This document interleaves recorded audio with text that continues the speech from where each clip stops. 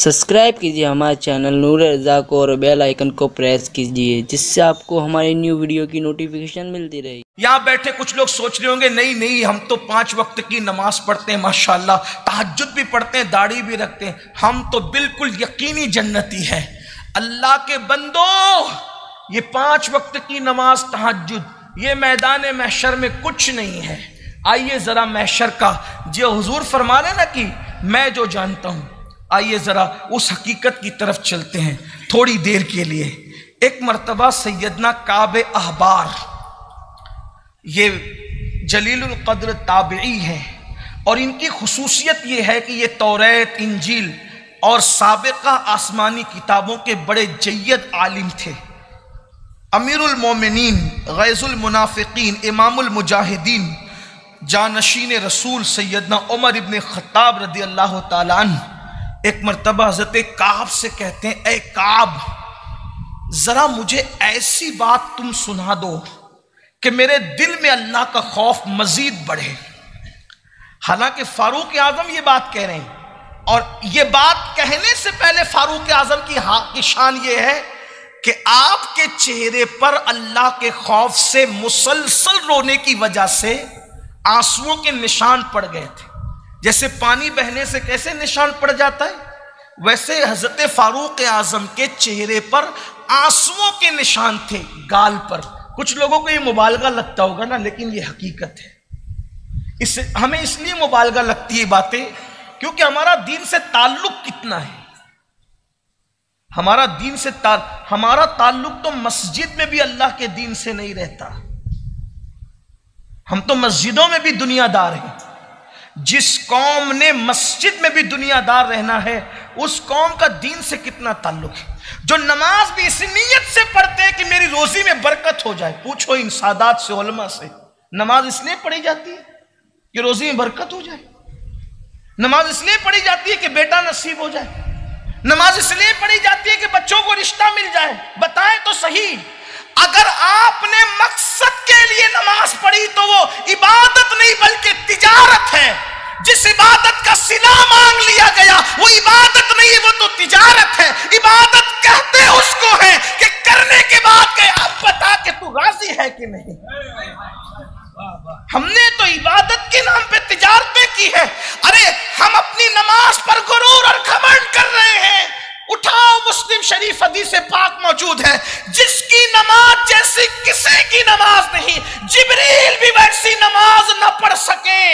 ایسی نماز ہے مصطفیٰ جان رحمت کی نماز، جس کی نماز معیار نماز ہے، جان عبادت ہے۔ فرماتے صلو کما رأیتمونی اصلی، نماز ایسے پڑھو جیسے مجھے پڑھتا دیکھتے ہو۔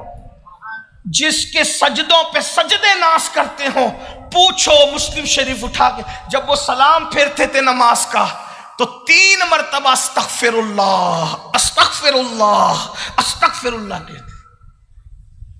خیال ہے جو سید العالمین جانے نماز کا سلام پھیر کر کس بات پہ استغفار ہو رہا ہے؟ آپ مجھے بتائیں تو صحیح، استغفار کس بات پہ ہو رہی ہے؟ یعنی نماز خدا کی ہے، اور نماز لانے والے رسول نماز کے بعد توبہ کریں۔ سید المعصومین افضل العبادات کے بعد استغفار کرتے ہیں، اور میری قوم کو گناہ کے بعد بھی استغفار کی توفیق نہیں۔ کتنے دیندار اندازہ لگا لیں، وہ افضل العبادات کو انجام دینے کے بعد اللہ کی بارگاہ میں استغفر 3 بار، حضور کی سنت ہے۔ ہم لوگ الگ الگ وظائف پڑھتے ہیں، لیکن حضور علیہ السلام کی، میں کسی وظیفے سے منع نہیں کر رہا ہوں، اس کو آپ غلط مت رنگ مت دینا، لیکن حضور کی سنت، یہ مسلم شریف کی حدیث ہے، جیسے سلام پھیرا 3 مرتبہ استغفر اللہ استغفر اللہ استغفر اللہ۔ سید المعصومین، جس کا چہرہ دیکھ کر صحابیت کا منصب نصیب ہوتا ہے، وہ کہہ رہے ہیں استغفر اللہ۔ نماز کے بعد ہمارا دین سے کتنا تعلق رہ گیا بتائیے نا۔ اور کعب احبار کو فاروق اعظم کہتے ہیں، کعب ذرا وہ بات بتاؤ میرے دل میں اللہ کا خوف اور اچھا ہم وہی تقریریں سننا چاہتے ہیں جس میں ہمیں بالکل سستی جنت ملے، ہمیں سستی جنت چاہیے۔ لیکن ایک بات آپ سے کہہ دوں، جنت اتنی مشکل بھی نہیں ہے جتنا 1857 کے بعد کی جماعتوں نے مشکل کیا، اور اتنا آسان بھی نہیں ہے جتنا آپ آسان کر رہے ہیں، بلکہ اعتدال کی راہ ہے۔ میرے امام کہتے ہیں، کیا امام کی فکر ہے، دیکھیے دونوں باتیں کہی، وہ تو نہایت سستا سودا بیچ رہے ہیں جنت کا، اتنی سستی ہے جنت، لیکن ہمارا حال کیا ہے، ہم مفلس کیا مول چکائیں، اپنا ہاتھ ہی خالی۔ یہ فکر رضا ہے، یہ ہے نہ اتنی مہنگی ہے جو 1857 کے بعد والوں نے مہنگی کر دی، اور نہ اتنی سستی ہے جو آپ کر رہے ہیں۔ یہ فکر رضا ہے کہ وہ تو نہایت سستا سودا بیچ رہے ہیں جنت کا، ہم مفلس کیا مول چکائیں، اپنا ہاتھ ہی خالی۔ جس کا ہاتھ خالی وہ کیا مول چکا ہے؟ تو یہ 5 وقت کی نماز پڑھ کر بھی خدا سے عرض کریں کہ تو راضی ہے کیونکہ ہماری نمازیں اس قابل ہیں، الٹی سلٹی ٹوٹی پھوٹی، جس میں وضو بھی درست نہ ہو۔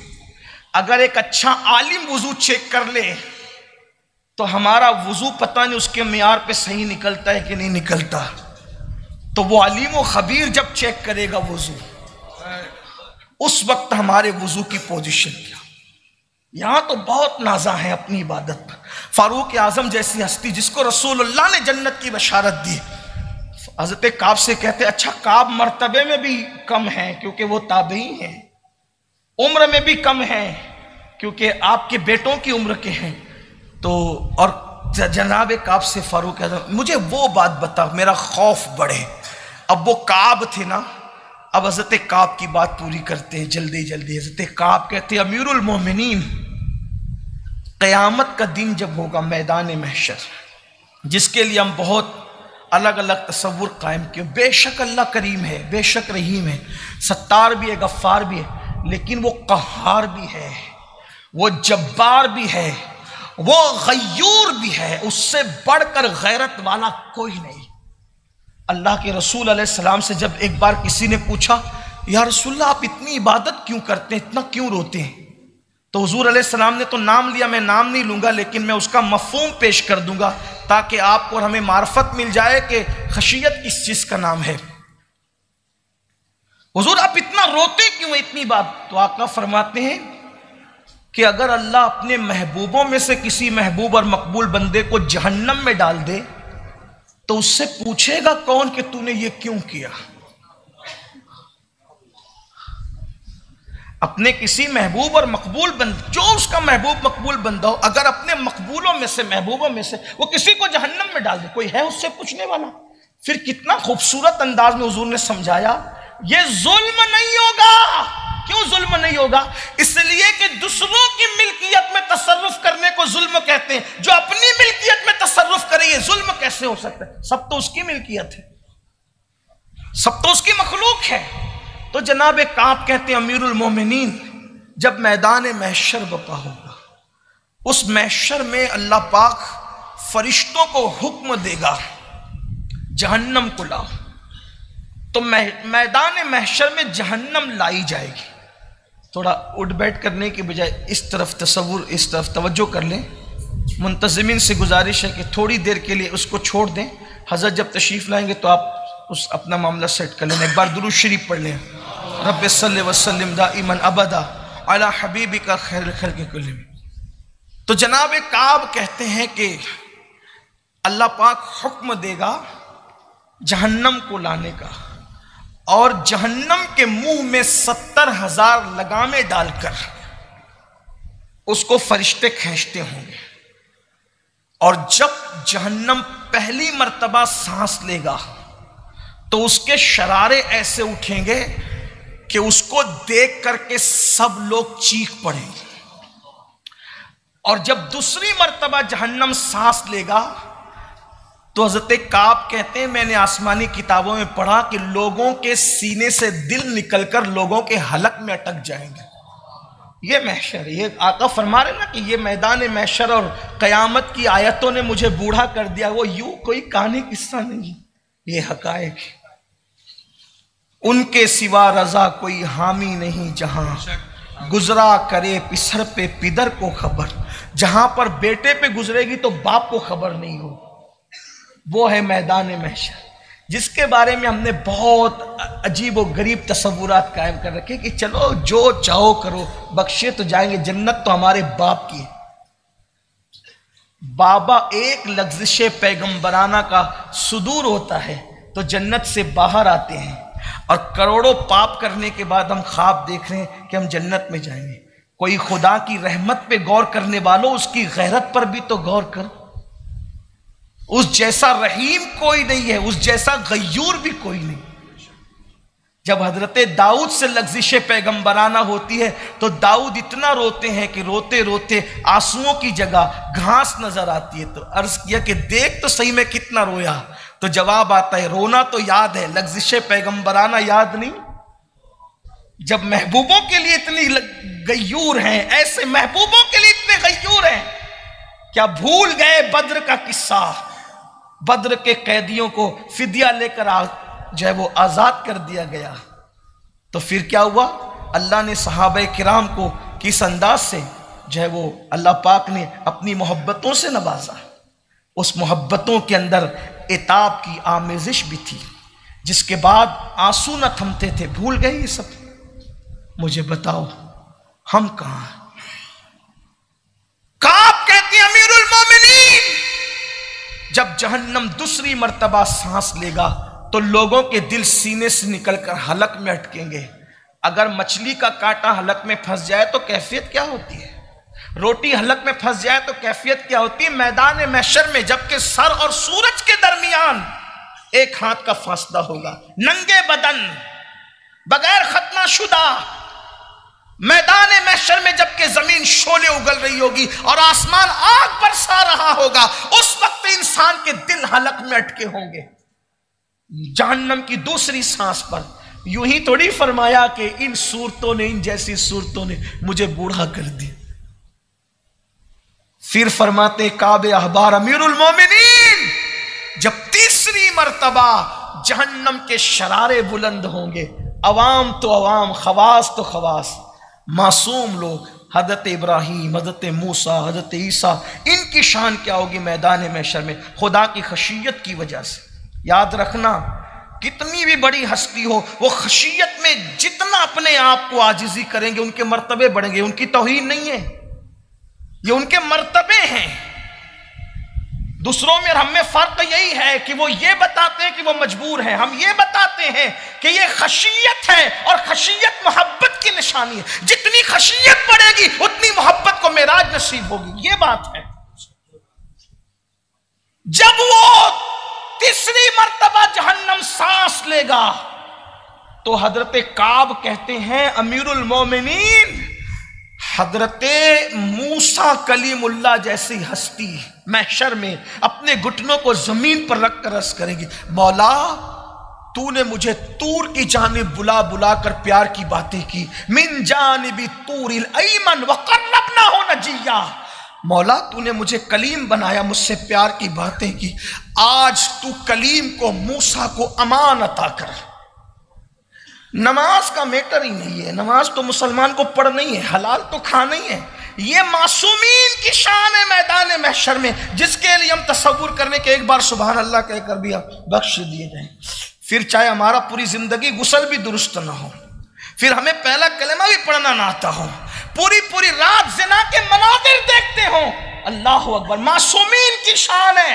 حضرت موسیٰ کلیم کہیں گے اللہ آج وہ شان کلیمی جو دی تھی اس کا واسطہ مجھے امان عطا کر۔ اور دوسرا جملہ حضرت موسیٰ کا یہ ہوگا، آج موسیٰ تجھ سے کسی کے لیے کچھ نہیں مانگتا، بس موسیٰ کو امان دے دے بس۔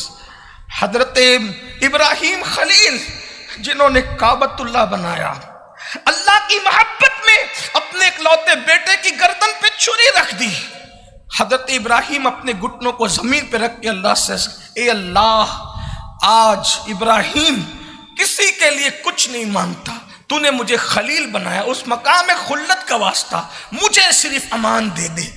آج کے دن ابراہیم کسی کے لیے کچھ نہیں مانگ رہا ہے، صرف مجھے امان عطا فرما دے۔ یہ میدان محشر ہے، وہ گھاٹی آنی ہے، وہ مقام آنا ہے، وہ منزل آنی ہے۔ اس کے بعد حضرت کعب نے دیکھا کہ امیر المومنین فاروق اعظم کی حالت غیر ہو گئی، ہچکیاں بن گئی روتے روتے۔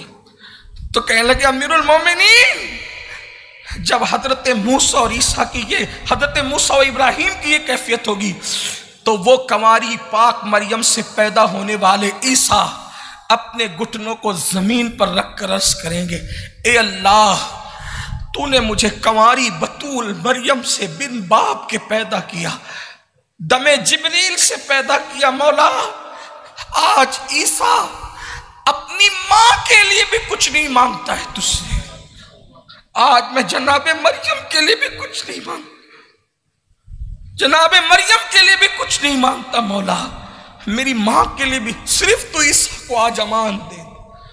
آج عیسیٰ امان چاہتا ہے، آج عیسیٰ کو امان دے دے۔ فاروق اعظم کی روتے روتے ہچکیاں بندھی، کہنے والے کہتے ہیں یوں لگتا تھا کہ حضرت فاروق اعظم کی جان نکل جائے گی۔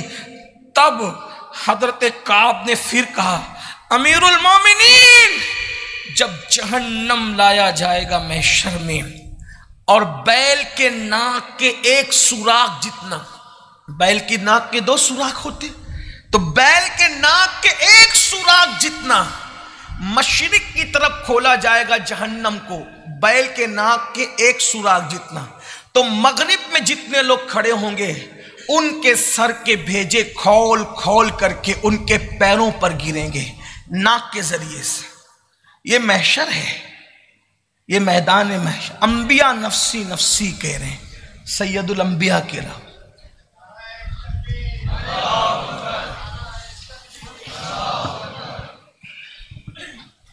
نعرہ تکبیر، نعرہ رسالت۔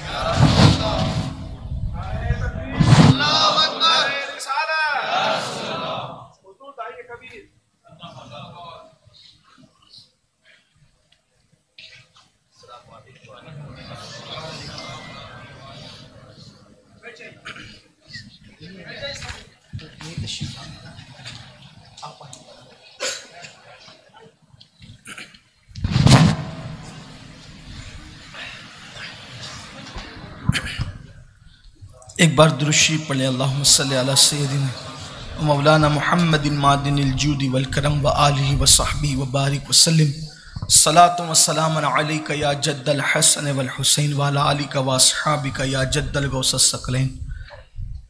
ہمارے امیر، ہمارے قائد، جن کی گفتگو انقلاب آفری گفتگو ہم نے آپ نے سننا ہے، اور جن کی گفتگو سن کر ہماری آپ کی زندگیوں میں ایک نیا انقلاب آتا ہے، اور جس کی گفتگو کو سن کر عشق رسول کے حوالے سے دنیا بھر میں انقلاب کی لہر دوڑی ہے، وہ عظیم خطیب ہمارے درمیان موجود ہیں، جن سے سن کر ہم خود آپ کو سنانے کی سعادت حاصل کرتے ہیں۔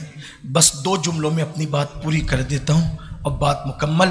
حضرت کعب احبار فرماتے ہیں، امیر المومنین جب جہنم کو بیل کے ناک کے ایک سوراخ جتنا کھولا جائے گا مشرق کی طرف، تو مغرب میں جتنے لوگ ہوں گے ان کے بھیجے ان کے سروں میں کھولتے ہوں گے اور ناک کے ذریعے سے وہ گرتے ہوں گے۔ اور پھر اس کے بعد کعب احبار نے جب دیکھا کہ فاروق اعظم کی حالت غیر ہو گئی، تو فاروق اعظم کو حضرت کعب احبار کہتے ہیں، امیر المومنین اگر کوئی بندہ 70 انبیاء کے برابر بھی میدان محشر میں اعمال لے کر آئے، حالانکہ ایک نبی کے برابر کوئی غیر نبی کا عمل نہیں ہو سکتا، بلکہ جناب صدیق کی ایک نیکی کو فاروق اعظم نہ پہنچ سکے ساری نیکیوں کو لے کر، ہے نا؟